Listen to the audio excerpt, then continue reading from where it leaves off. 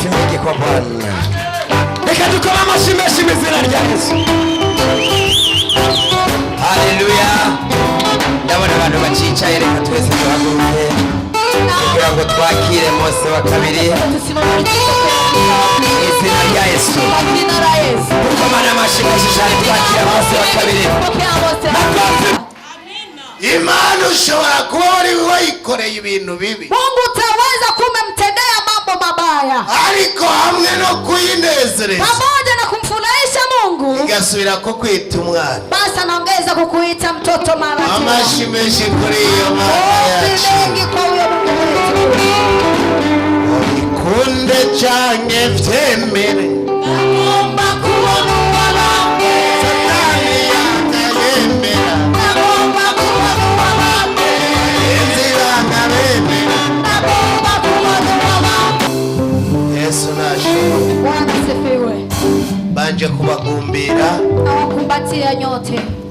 Ubuntu n'umunezero bibane n'ishengero. Neema na furaha viambatane na kanisa. Birababaje kubura amahoro. Inahuzunikisha kwa kukosa amani.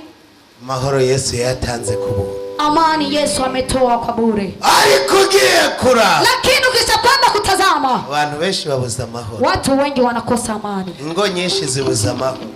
Huwa nyingi zinakosa amani. Kuri iri zuba ry'uno munsi, Kwa hii jua la leo, nimba Yesu yaraje kama Yesu amekuja akagusigira amahoro, akakuachia amani, reka umusezeranira tuno munsi nkeneye kuyacunge. acha umuahidia kwamba hii hayo amani unaenda kuyachunga. Hariho abantu bahabwa amahoro ntibayacunge. Kuna watu wanapewa amani wasiambatane nayo. Amashyi menshi kuri iyo Mana. Makofi mengi kwa huyo Mungu wetu. Kumvise amajambo meza menshi, Tumesikia maneno mengi mazuri. kubavuga butumwa bagiye Kwa bacaka, wahubiri wameenda wanapita hapa, kubaririmbyi batanduka kwa waimbaji tofauti bagiye bavuga ngo umusaraba. wameenda wakisema msalaba. Umusaraba uragoye, Msalaba ni mzito, ariko ntuzushire hasi. lakini usiweki chini msalaba. Umusaraba wo kwihangana, Msalaba wa kuvumilia ukomeze. uambatane nao. Umusaraba wo kwihangana Msalaba wa uvumilivu, n'ubwizigirwa, hata wakuwa watu wanakuamini, uwo musaraba n'umusaraba wo kwikorera. huyo ni msalaba utauweza ukajitwisha. Numvise bavuga ngo n'umusaraba w'umugore n'uw'umugabo. Nimesikia wanasema msalaba wa mke na msalaba wa mume. Birakomeye, ariko Imana siko yari yabiremye ngo bigende. Ni vigumu, lakini Mungu akupenda viwe hivyo. Imana yari yaremye Mungu amekuwa ameumba ngo umugore abe umufasha w'umugabo, mke awe msaidizi wa mume, ariko Satani acaraza, lakini ibilisi shetani akakuja akaca ahindura ibintu. anafuga na badilisha vitu.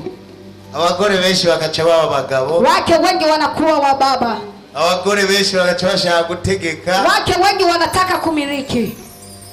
intambara zikaca zitera, Vita zinakuja sasa, amahoro akacabura. amani yanakosekana. Nagomba ndagutangarize muri iki gitondo, Nimelitaka nikutangazie asubuhi kama na hii. laba posta yawe ntigutakara. Tazama msimamo wako usipotei. Birashika ukaba iyo ndirimbo yaje kubera posta yawe yatakaye. Inawezekana hiyo nyimbo ikawa imekuja juu ya msimamo wako umepotea. Hari abagore batakaza posta yao, Kuna wake wanapoteza msimamo yao, bakibagira ko ari abagore, wanasahau ya kwamba ni wakina mama, bagashaka kwigira abagabo, wanataka kujifananisha na wababa. unacokoreka mu rugo batavuze, Akiwezi tendeka ndani ya nyumba kabla hawajaongea, kandi ataribo bahawe ku mutwe w'urugo. tena wakupewa kuwa kichwa cha nyumba. Ariko n'abagabo nabo bariho, Lakini hata na wababa wapo, bariho abagabo wababa wapo, babuze amasakame gusa, wanakosa tu mabegi, nabo baba ari abagore. na wenyewe wangelikuwa ni wakina mama. Iyo maze kuba umugabo udasuma, Kama wewe ni baba uemei, umugabo atitaho ivy'urugo, baba ashirikiane na mambo ya nyumba, umugabo gusa ari kugenda baza ngo hahiye, baba ni kwenda tena uliza pamewiva nini, uwo n'umugore huyo ni kina mama. yafashe posta y'ubugore, Amekamata msimamo wa mama, posta y'ubugabo yaragiye. msimamo wa baba huyo umetoka. Nagomba ndababwira banayoti, Sasa niwaambie wanayoti, umwe wese ahagarare mu kibanza ciwe, kila umoja simame kwenye kiwanja chake. umugabo yimenye ko ari umugabo, Baba ajifahamu ya kwamba ni baba.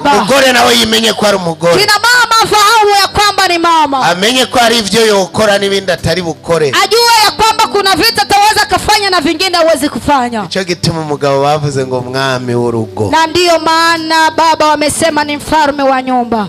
Kaba n'umwami w'umugore wiwe. Anakuwa na mfalme wa mama. Amashi menshi ku Bwana. Makofi mengi kwa Bwana. Abagabo badasoma uno munsi bagende bihanye. Wababa wasiyetoa resheni basi leo waende wanatubu.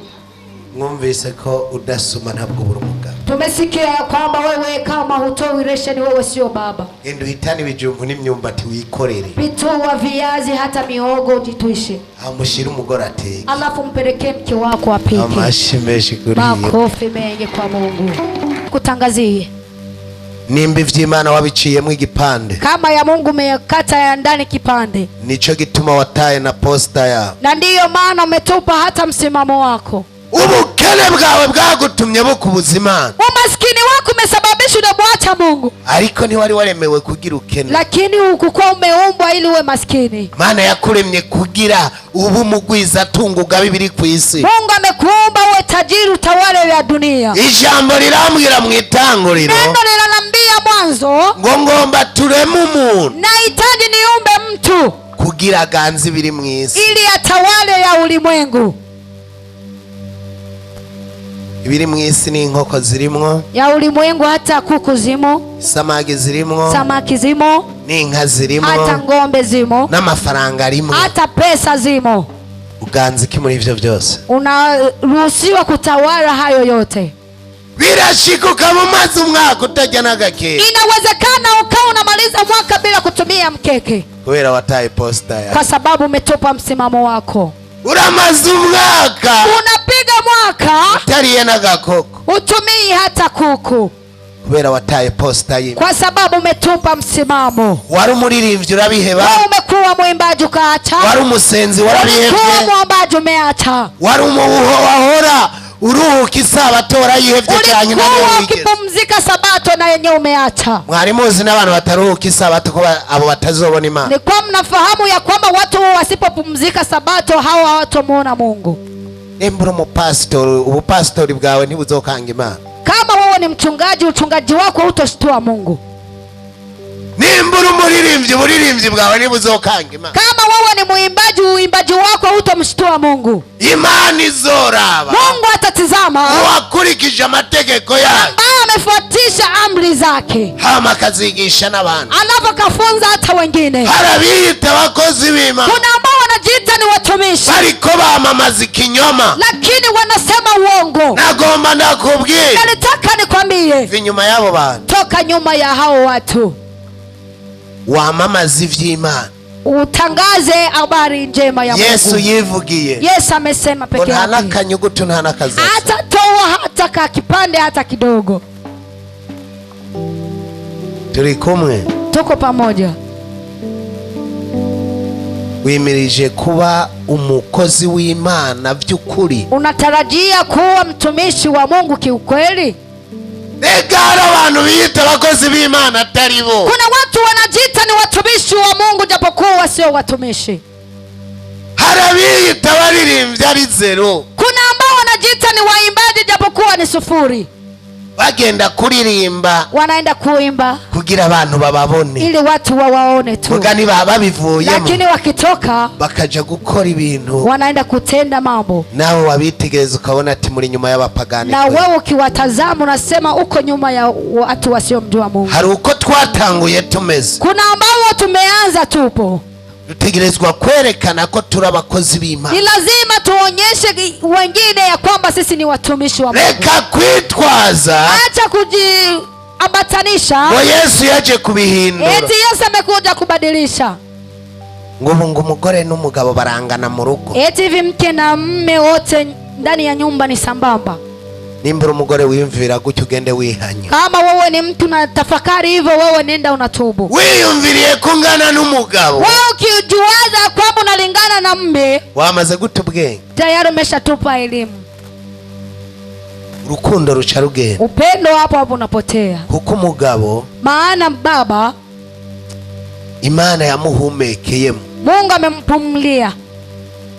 rero burya Imana ntishaka gukosoka. Sasa Mungu hataki kubishiwa. Nimba yakuremye uko nyene bishima uko nyene. Kama amekuumba hivyo basi wewe shukuru hivyo hivyo. Yakuremye wirabura reka kuyikosora ngo binzobe. Kama wewe amekuumba wewe ni mweusi acha kumpiga correction. Reka kwimwa ingohe. Acha kujitoa makiki. Uri kurakosora Imana. Wewe unakuna piga correction Mungu. Mugi Imana nayo nikosoka. Lakini Mungu hajirudi. Acho sanga abantu bisize ibintu kamenga n'ubukoko. Unakuta watu wamejipaka vitu tafikiri kama ni vidudu. Iyi Imana yashaka kugusiga ni yagusiga. Mungu kama anataka kukupaka samekupaka. Banyamwema ni bariho. Wanyamwema si wapo. Imana ni yabagize banyamwema. Mungu sawa wafanya wenye watu weupe. Abirabura ntituriho. Weusi si tupo. Abinzobe ntibariho. Wekunda si wapo. Imana ikuremye uko nivyo yabonye ko bikubye. Mungu kama amekumba hivyo ameona kama ndio inastahili. Nawe uri kurakosora Imana. Na huko unapiga correction Mungu. Imana nikosogwa. Mungu hapigwi correction. Kandi Imana icishavura. Tena Mungu anakasirika. Imana ishavuye naho. Mungu akishakasirika igukubita inkoni. Anakuchapa fimbo. Iragukubita inkoni. Anakuchapa fimbo. Hanyuma ukibura. Alafu wewe mwenyewe unajikosa. Nama mbwira abantu. Na waga naambia watu. Biroroshe gukorera makosa nyuma y'inzu y'Imana. Ni rahisi kutumikia makosa nyuma ya nyumba ya Mungu. Kacha wiruka mu nzu y'Imana ukayihana. Kisha unakimbilia ndani ya hekalu la Mungu na tubu. Ubura umunyabwenge sha. Wewe unakuwa ni mwenye elimu. Ari kikijuju. Lakini mpumbavu akorera makosa mu nzu y'Imana. Anatumikia makosa kwenye nyumba ya Mungu. Sanga umwanya wose alikara telefone ari mu nzu y'Imana. Unakuta muda wote anapiga simu kwa kwenye hekalu la Mungu. Umwanya wari wose alikarondera abantu. Muda wote anatafuta watu. Kijana kikigwa mana chao. Nta yindi Mana uri kurasenga. Sio mwingine Mungu na unayemwabudu. Wewe umutima wawe uri muri telefone na moyo wako uko kwenye simu wako kwenye Mungu. Haji wawataye posta ya. Hapo umepoteza msimamo wako. Umwanya wawe wawutaye. Muda wako na kumeutupa. Iyo tugiye imbere y'Imana. Tukienda mbele za Mungu. Twicisha bugufi. Tunanyenyekea. Iyo tugiye mu bikorwa vy'Imana. Ukishaenda kwenye kazi ya Mungu. Kumwe bari batuzi kera. Sisi zamani walikuwa wakitufahamu. Birahinduka. Yanabadilika. Leka dukorere Imana nimba dukorere Imana. Acha tutumikie Mungu kama tunatumikia Mungu. Nimba wakorera Satani namwe mugende mukorere Satani. Kama wanatumikia shetani acha watumikie shetani. Hanyuma igihe nicagera. Alafu siku ikitimia. So kwihana nkuko twihanye. Basi watatubu jinsi tumetubu. Abakozi b'Imana bagiye guhabwa ingero. Watumishi wanaenda kupatiwa malipo. Nawe tuzoraba uyiguha. Na wewe tutatazama yule ataweza kupa. Shengero mu vyaguruke. Kanisa tusimame. Uwumva keneye ko umukozi w'Imana vy'ukuri mutera intambwe muzagaye. Ambaye anasikia ya kwamba nataka kuwa mtumishi wa Mungu kwa kweli apige hatua. Jisho ry'Imana rirabona namwe woyinyegeza. Imana rirabona namwe woyinyegeza. Rirabona sharira kubona namwe woyinyegeza. Jisho ry'Imana rirabona namwe woyinyegeza. Uwa pastori rirababona namwe woyinyegeza. Jisho ry'Imana rirabona namwe woyinyegeza. Ishengero rirakubona namwe woyinyegeza.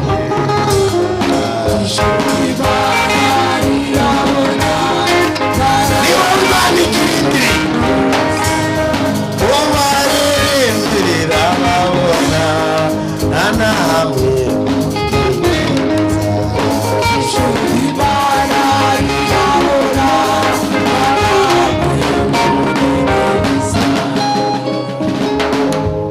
ijisho ry'Imana rirabona. Jela Mungu linaona. Shaka wiyite bishop. Hata jiite bishop. Shaka wiyite apostle. Hata jiite mchungaji. Ibyo birakuraba. Hayo yanakuhusu. Ijisho ry'Imana rirabona. Lakini jicho la Mungu linaona. Imana nizo duhingero. Mungu ndiye atatupatia malipo. Ntabwo ari umwana Ndiyo w'umuntu. mwanadamu. Oya. Hapana. Imana yoyo Mungu mwenyewe atubona rero, kama Mungu anatuona reka sasa, tureke guca kubiri n'ivy'Imana. acha tuache kwenda tofauti na mambo ya Mungu. Nimba Imana ivuga ko dutegerezwa kuruhuka Kama isabato, Mungu anasema tupumzike Sabato, dutegerezwa ni kuyiruhuka. lazima tupumzike. Nimba Imana ivuze ati dufate posta zacu, Kama Mungu anasema tukamate msimamo, dutegerezwa ni kuzifata. lazima tukamate msimamo wetu. Nitwahagarara mu Mana, Tukisimama ndani ya Mungu, bizogenda neza. mambo yatakaa sawa. Ariko niwaba nkanje, Lakini ukiwa kama mimi, ugatangurira mu byo watanatanguriyemo, unaanza ya ambayo mimi nimepitia, bizokugora. basi wewe atakutatiza. Naciye muri vyinshi, Nimepita kwa mambo mengi, sikeneye ko wobica sihitaji ya kwamba utoe hejuru yo guhusha inzira y'Imana. pamoja na kuacha na njia ya Mungu. Nigira mu nzira yo kuraza, Nilikuwa naenda kwenye vita, nakuye yiki, nimetoa emo nini? nakuye mwiki. Nimetoa emo nini? Nagomba wowe ndakubwira uno munsi, Nilitaka nikwambie wewe siku ya leo, ubukene bwo kwereka ko ugomba upfe, umasikini utaweza kuonyesha kama unataka fariki, kubura akazi no kwanywa n'umuryango, kukosa kazi na kuchukiwa na jamii. ariko niwahagarara neza, Lakini ukisimama imara, umuryango ugiye kukurondera, jamii naenda kukutafuta,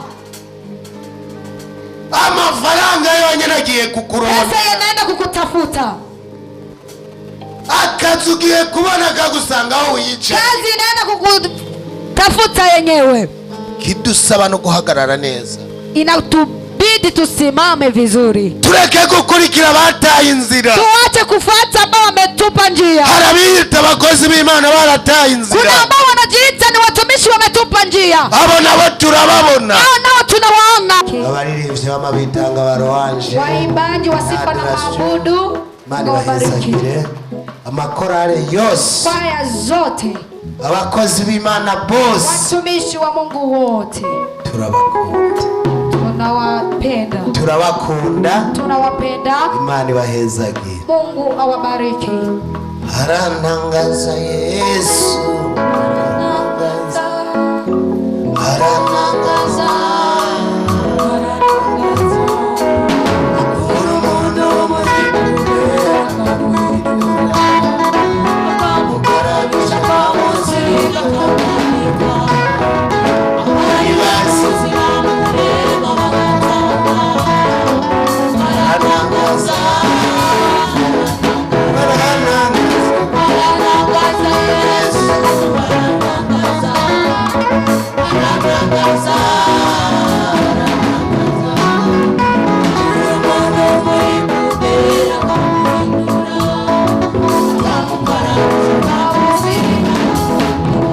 Urakoze data ujura Imana nziza. Turasengera umuntu wese yinjiye muri iki kibanza akaba afise igisata c'indwara, reka ukize indwara yabazaye. Reka data bica umuntu wese ari ngaha, murabe mu ntebe yaje agwaye, ubamugirire neza. Reka natahana izo ndwara ariko yakire gukira. Umuntu wese yazanye umutwaro wari umuremereye, wari umuhetamitse, uwo nawe usubirana inyuma, reka umuture umutwaro wiwe. Yesu girira neza abari ngaha, abari bafise imitwaro turabona wamaze kubaremurura, abari bafise ibisata by'indwara wamaze kubakiza, abaririmbyi bawe bongera amavuta, abapasitori bagirire neza databuja, n'abagiye kwemereza kuba abapasitori baha umutima n'ubwenge bwo kubigendera. Yesu uri Imana nziza, aho bagiye kuja hezagira amazi bagiye kunywa, hezagira irya bagiye kurya. Yesu jana nabo ubu wa mbere nabo bakurikire. Amashi menshi mu Mana.